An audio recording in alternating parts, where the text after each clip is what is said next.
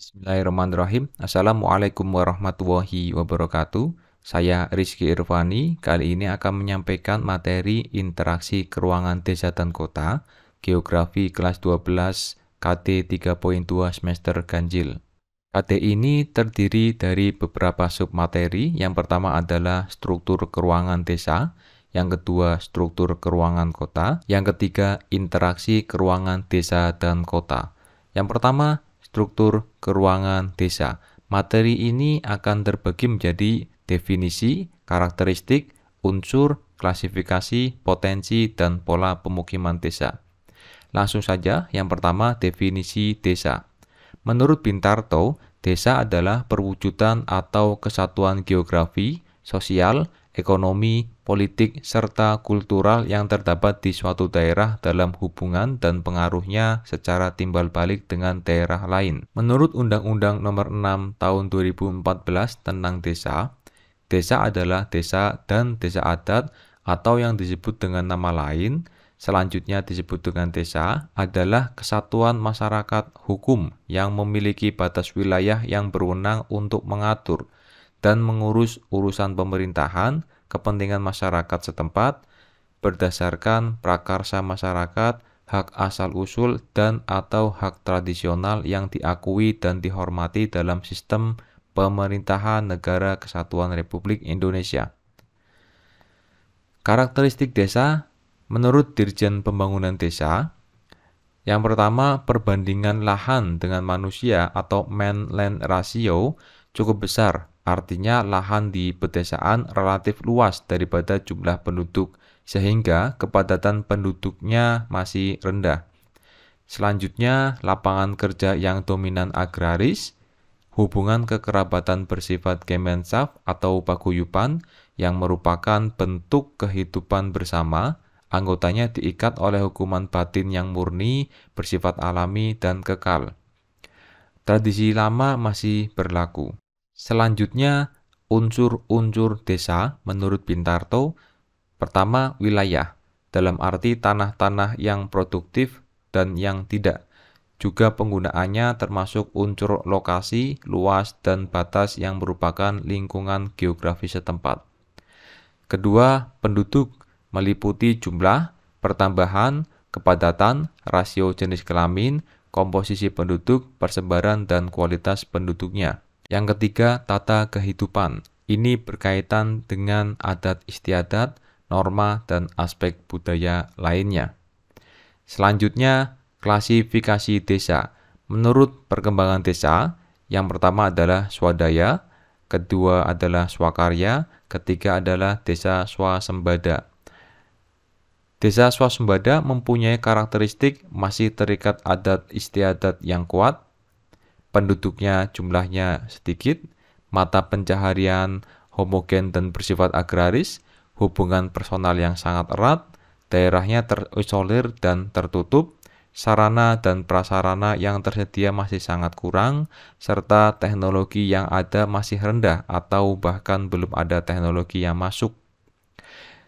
Selanjutnya, desa swakarya mempunyai karakteristik pertama adat istiadat mengalami transisi, semakin tidak mengikat dalam kehidupan masyarakat di desa, pengaruh dari luar desa mulai masuk sehingga mempengaruhi cara berpikir masyarakat. Masyarakat mulai mengenal teknologi, mata pencaharian mulai beragam di luar sektor agraris, dan sarana dan prasarana di berbagai bidang mulai dibangun. Jenis desa yang ketiga yaitu desa swasembada memiliki karakteristik adat istiadat sudah tidak mengikat, terutama yang berkaitan dengan ekonomi masyarakat, biasanya berlokasi dekat dengan kota, teknologi yang digunakan sudah modern, mata pencaharian sudah beragam, serta terdapat lembaga desa yang sudah dapat menjaga kelangsungan hidup masyarakat desa. Selanjutnya, potensi desa. Ada dua jenis. Yang pertama adalah potensi fisik. Potensi fisik dari desa yang pertama adalah potensi tanah atau lahan sebagai produksi. Kedua, air untuk pemenuhan kebutuhan. Ketiga, hewan ternak untuk pemenuhan kebutuhan juga. Yang keempat adalah manusia sebagai tenaga kerja yang dibutuhkan dalam pembangunan. Potensi non-fisik terdiri dari aparatur desa sebagai pengelola desa menuju pembangunan desa. Terdapat lembaga desa sebagai wadah partisipasi masyarakat terhadap pembangunan desa dan karakter kegiatan masyarakat desa yang bersifat gotong royong dalam pembangunan desa. Materi selanjutnya adalah pola pemukiman desa. Ada 3 jenis yang akan kita sampaikan, yaitu pertama adalah pola nucleated atau memusat, kemudian pola linear atau memanjang, kemudian adalah pola dispersed atau menyebar. Pola pemukiman yang pertama adalah pola nucleated atau memusat. Pola desa memusat merupakan bentuk desa yang memiliki kenampakan yang cenderung memusat atau bertemu pada satu titik. Faktor yang mempengaruhi pola keruangan cenderung memusat diantaranya ketersediaan sumber daya air dan kondisi tanah yang relatif subur di daerah titik-titik pemusatan pemukiman. Penduduk yang tinggal di pemukiman terpusat biasanya masih memiliki hubungan kekerabatan dan hubungan dalam pekerjaan. Pola pemukiman ini sengaja dibuat untuk mempermudah komunikasi antar keluarga atau antar teman dalam bekerja. Pola pemukiman pemusat bisa diilustrasikan dengan gambar berikut. Bisa dilihat bahwa terjadi pemusatan di beberapa titik. Kemudian gambar berikut juga menunjukkan adanya sebuah pemusatan pemukiman juga pada gambar berikut. Kedua, pola pemukiman memanjang atau linear memiliki ciri pemukiman berupa deretan memanjang karena mengikuti jalan, sungai, rel kereta api, atau pantai.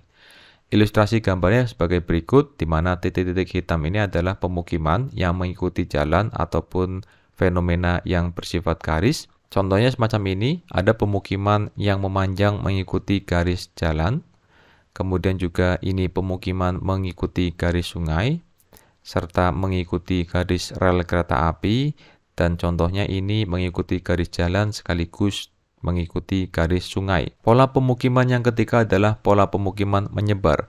Pola desa tersebar memiliki ciri pemukiman yang tidak merata di satu titik tetapi menyebar ke segala penjuru desa.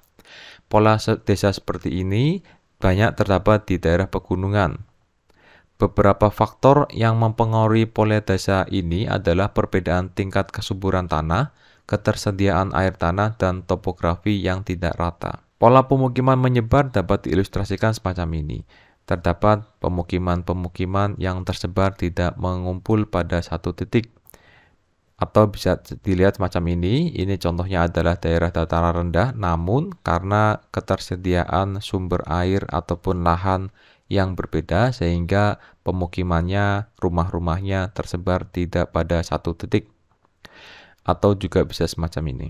Sekian yang bisa saya sampaikan, semoga bermanfaat. Terima kasih. Assalamualaikum warahmatullahi wabarakatuh.